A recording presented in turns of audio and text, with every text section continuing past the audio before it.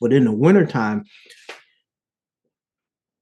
what happens is when you don't have the sunlight like you do, and you can't go outside like this.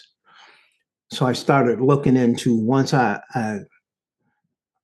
got I used to have my own little man cave in the basement. There would be I spent a lot of time in that basement and carving that space out, and I would go weeks without coming out except for to take the dog out. So I would have like 4 at the end of the campaign of working that job. I had 4 weeks of vacation, and I would space them out and leave some days floating for days to where I knew there was going to be really rough. Okay. So then I'd be off work for 2 weeks at a crack and would not interact with anyone. No, wouldn't come out the basement except to go pee, eat, and take the dog out. Mhm. And that was a routine for years, Oh, wow. and it worked. It you maneuver and try to work things out in your that's going to work with what your personality is Yes. or what's going on, and that's kind of how I built that thing out. Um, to even now, when I'm in that mood, I do not want to interact with people, and uh, and just want to be left alone. And then when I'm forced, and I leave things hanging until I have to do it. Right. Right. So I have to pay this bill today. Okay, this fucker's due today. Let me pay this motherfucker. And it's like do that one task and that's it. That's it. And even with today, yeah, I went to the store, come back, convince myself to record, and that's fucking rap. The rest of this shit I ain't giving flying for, and it's like, football is on and everything is on, and I give a fuck less about that shit. I'll catch the scores and the highlights, and I'm about done with it. Not that I'm the biggest fan anyway, but it it becomes one of those things. So when I'm in Yeah. that mode, I limit the news and the drama and the shit on TV, and I really don't give a fuck about what's going on. Blow this shit up. I don't give a fuck. Hey, I'm feeling so bad, I don't give a fuck. That's just one more thing in the barrel. Push the button, blow this shit up, and we'll all be done with it. Call it a fucking day. Uh, No, but that I get where you're coming from. right. So it just it's so that's why I say my point is to tell people that you may have somebody that is in your life, or a child that seems kind of withdrawn from the world. That's what they used to say about me. I was always kind of withdrawn from the world. Fuck your world, man. I got my own world here I'm dealing with. You know, one of the things I tell people, I'd advise people not to do, and it's easy to do because I've done it, is to not let your day and nights get away from you. Because sleeping sometimes becomes very erratic. I know right now my sleep is very erratic. And I'll give you an example. 9-ish something, I'm in the bed because I'm feeling it really heavy. And Mhm. I'm like, okay, it's nighttime anyway. I'll just go lay Go to down. bed. Mhm. 3 in the morning, I'm back up and like, what the fuck is this? You know, and Yeah. then it's up for a couple hours and then it's, back to sleep. And it gets really erratic like that. Now, when I say let your days and nights get away from you, it's easy to pull the blinds and make everything dark. Yes. I've been in a position to where 3, 4 days will go by and they've all seemed like one day. Only because I let the days and nights go by pulling the blinds. Okay. I've gone so far. At one time, I had dark drapes. Those no Okay. light drapes. To me, those Yeah. were the greatest invention ever. Then blackout. that that and stretch pants, the greatest invention ever. Stretch And pants? yeah, yoga Okay. pants, stretch pants. Yeah, those things. No, that was not the greatest Right, invention. the greatest invention ever.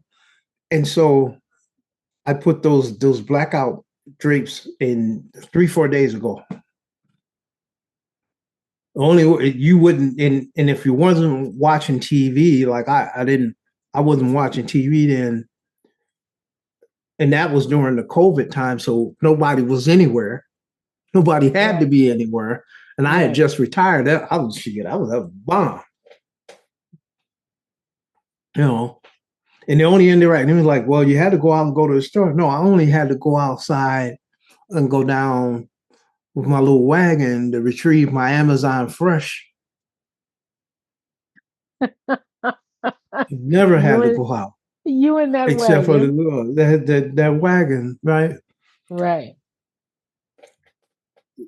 But it was easy to build that system in to where I didn't have to see nobody. I didn't have to do anything. Uh, and time will go by on you and you think it's all just still the same day. You know. Mm-hmm. That's why they have these challenges of surviving. There's one guy on YouTube, Mr. Beats. He's got these challenges Yeah. surviving 100 days in jail and surviving 100 days doing this. Yeah, come on. I'll show you how to do it. Yeah. Uh-huh. Yeah, yeah, okay. I mean, people be like day 30 and they're going crazy. No, I'll show you how to do it. That's scary. I'll show I you how to do mean, it. for me, 30 days would be a breeze because I could sit in the house for 30 days, Right. especially if I could get my groceries delivered to me. Mhm. Because I don't have a problem with not going outside, especially if it's in the wintertime. But I haven't even really been out this month that much this summer. So, well, Yeah. So I so that so I guess my whole point of it is to if you have a child who's withdrawn,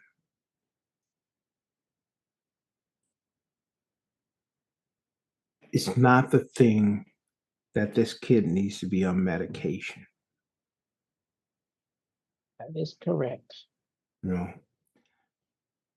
That is correct. yes, you're not going to get some answer from the medical profession that's going to be able to tell you exactly what that child or what that person is going through because they don't know. I don't give a fuck Nope. how many degrees they got and they think they studied this and studied that and this, that, and the other.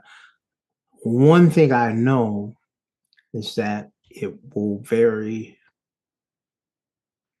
to the person. Hmm. And the environment plays a part.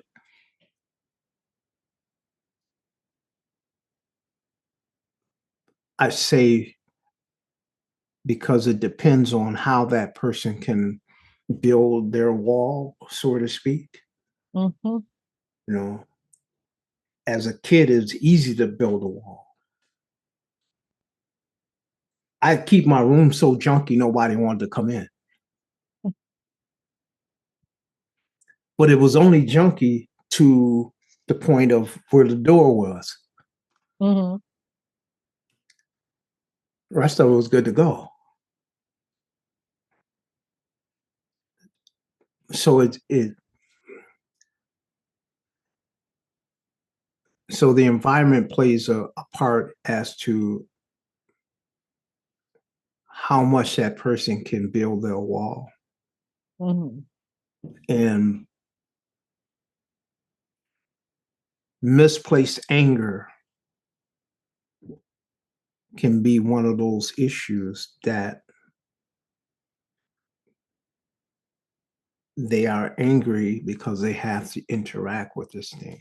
They're not angry at people or the the world just in general, you know.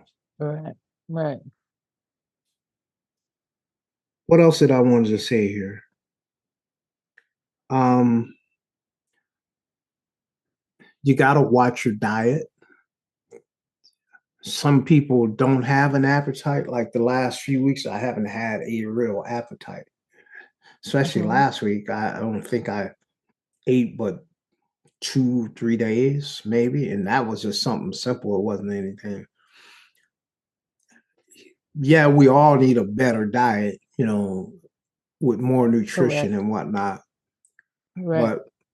But um, one of the things that I try to do is watch my diet all the time. Not that it's the best diet all the time, but it's easy for you to fall down. And now, once you get an appetite back, you start eating some of everything, and that's not healthy for you. So that that and watching your I watch my caffeine, I watch stimulants, I watch the sugar intake, which is a stimulant. I don't drink anymore, but when I did drink, yes, it did get one-sided. It's easy to get one-sided when you're trying to make things go away, and you become an alcoholic because you just want the pain to go away. Yeah. And all the other side effects with the alcohol eventually catch up with you because they caught up with me. Luckily, I have the discipline to not go down that road anymore. Not a lot of people do, and this is where you get really strange behaviors, people getting involved in crime and doing things that you ordinarily wouldn't do, Mhm. you know. Um, you ever hit, and we all have these people in their family. They're so nice when they're not drinking. Yes. They're Yes. so nice when they're not on drugs or this, that, and the other, and blah, blah, blah. But Yep. they're fighting this thing and wanting the pain to go away. You know, Yeah. I've had people that have left suicide notes saying that they just want the pain to go away. Not that they really wanted to kill themselves. They wanted the pain to go away. I had this one kid who he was not trying to kill himself. So every time we would come in contact with him, I'm not trying to kill myself. Mhm. I'm trying to kill this thing in my head, you know. Mhm. And that's kind of the thing. What it is, you wanted the pain to go away, Mhm. regardless of whether you could see something on a brain scan or not, see something physically or not, Mhm. that's a real thing to him. Mhm. It's a real event that's happening. You know, Mhm. I think I come in contact with this kid 3 times for a suicide call, you know, and each time by the second time he knew me, and he said, "You know me. I'm not trying to kill." I said, "Dude, I know, I get it. You're not trying to kill yourself. You're trying to kill the pain that's bothering your head. I get it. I get it." Mhm. And the problem with that was that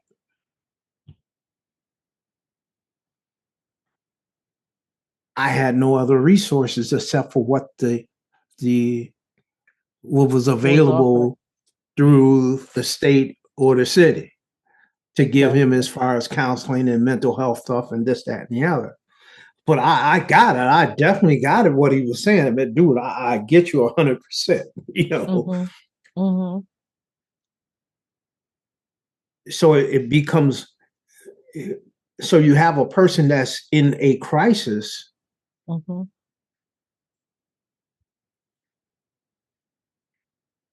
Not only did I didn't know how to what to do, motherfuckers didn't know what to do either. Right. But they got all the PhDs and this, that, and the other. And I'm not trying to beat them up. You know, Exactly. you Exactly. you if you're in that field, you have to be in that field because you give a fuck. Otherwise, you're gonna go crazy. You Yeah. know, it'll you'd have to be a different type of person to be in that field and not have some kind of empathy towards the people that you are working with. You know, Yeah. and the fact that you don't know how to help this person, I Mhm. would think would drive you a little screwy too. Yes. You know what I'm saying? So I'm not trying to beat them up at all. Right. Because all Um, the answers are not textbook answers or this is medication correct. answers. It's like Yeah. it's an experience. It's like, okay, I don't care how you try to figure it out. Yeah, I'm sure they do have cases that they just cannot figure it out.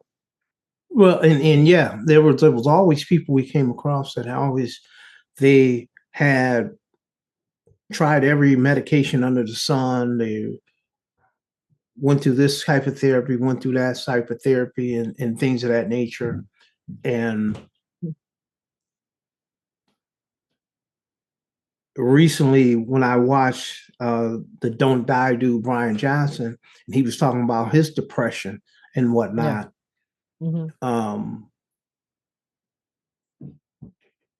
a lot of his was caused was was elevated by the um, the circumstances around not being happy with those circumstances. Hmm. Hmm. Right.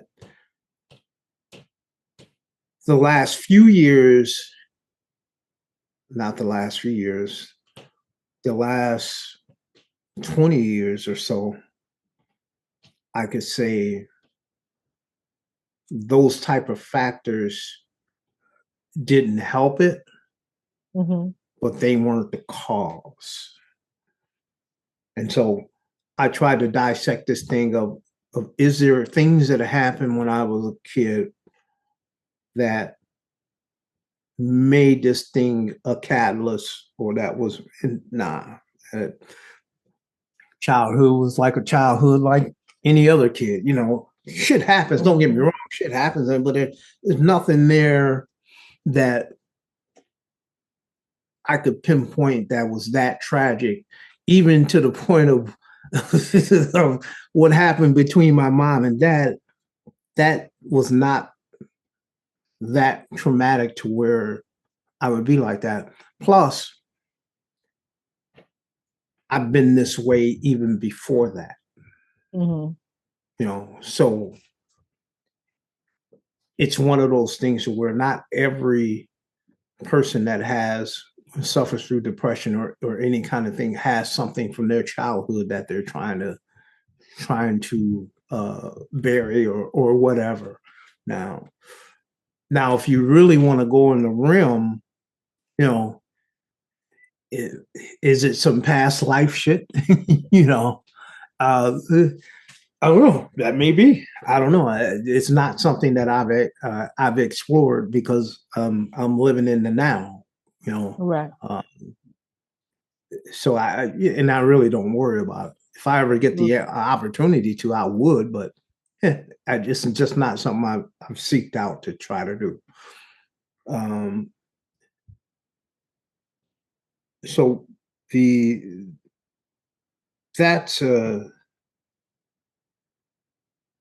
that's the thing is to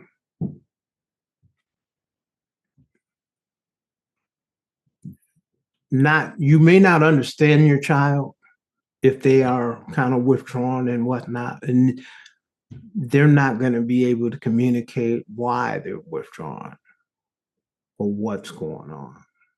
They they just got into this world and they don't fucking know. You know, I'm almost 6 years old. It took me to this long to even be really verbal with it. yeah. In my adult years of like after 30s or so, I would just say it's just a blue day. And that's what I knew. It's a blue time, you know. It's just a blue time. It'll pass, you know. It'll pass, and this, that, and the other, you know. And eventually, it does. It does. Sometimes it's longer than others, you know. Sometimes it's a couple weeks. Sometimes it's months. Uh, it it just is what it is. But I guess I'm compelled because we have people out there who are just totally lost on the situation. And the reason I started researching once the internet hit, Mm-hmm. that's when more information became available. And I would look up depression and uh, I heard the term winter blues and things of that nature and blah blah blah. And so I started researching and got on that pathway with it, and that's kind of where I got more information. That no, it's not just me. There's other people that suffer to this thing to the point to where they study it and whatnot, but nobody has a definitive as to other than medication how to really deal with those times, you know. And that's the thing. So that's the thing. I guess the point I'm trying to get through is that you're going through those times, you know. Don't let your days and nights get away from you with the black blinds and things of that nature. That's a failure in my it only makes you kind of psych yourself out, you know. Okay. Mm-hmm.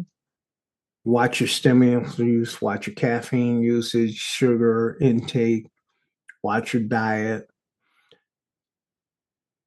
get some exercise, even though I don't get the exercise like I used to, but it's still like today. I walked with the weighted vest and made sure I got out and got some sun. I should have walked out in the sun today, but I just didn't.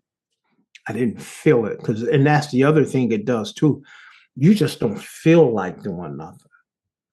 And it's not a lazy feeling. It's a very daunting sadness type of feeling. You know, here's the way I describe it. Okay. Picture yourself with the loss of a loved one and just hearing that news and the shock of it. Okay. Take that feeling and have to deal with it multiple days over and over again. That's what it feels like. Mm. And when I say a loved one, I mean someone that you really, really love, like a parent or child or something like that. And then you multiply that over days of feeling that.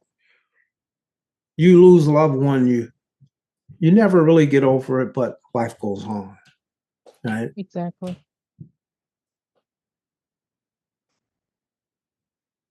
Picture this just happening out of the blue and they last weeks on end, months on end,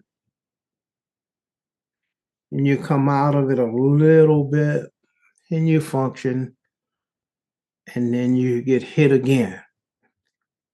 So within a year span, you're probably feeling the effect of losing multiples of loved ones within a year span. And that Mm. feeling and that weight and that sadness, that's what it feels like. And I used to, you go through all the emotions of why me, Mhm. right? You're But right. we come from the generation when you suck that shit up and you keep it moving.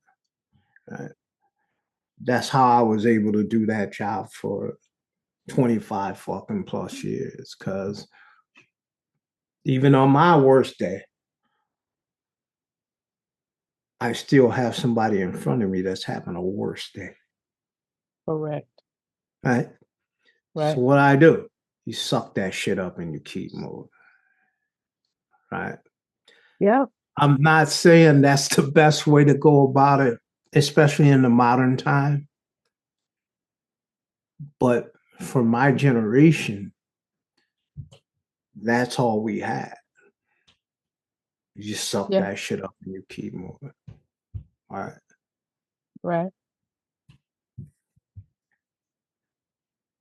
So hopefully, um,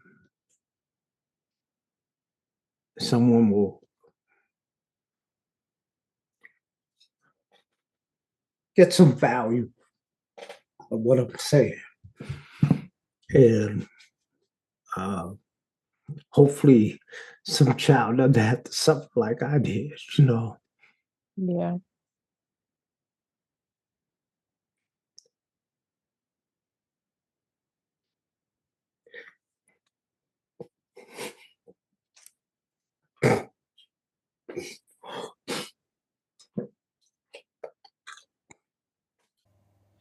I'd like to apologize for the sudden stop in the podcast. And I'd like to thank you for tuning in to Her Love, His Peace. Please like, comment, and subscribe wherever you receive your podcasts.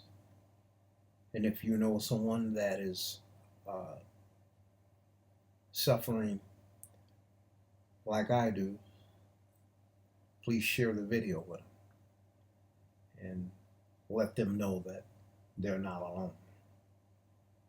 Until next time.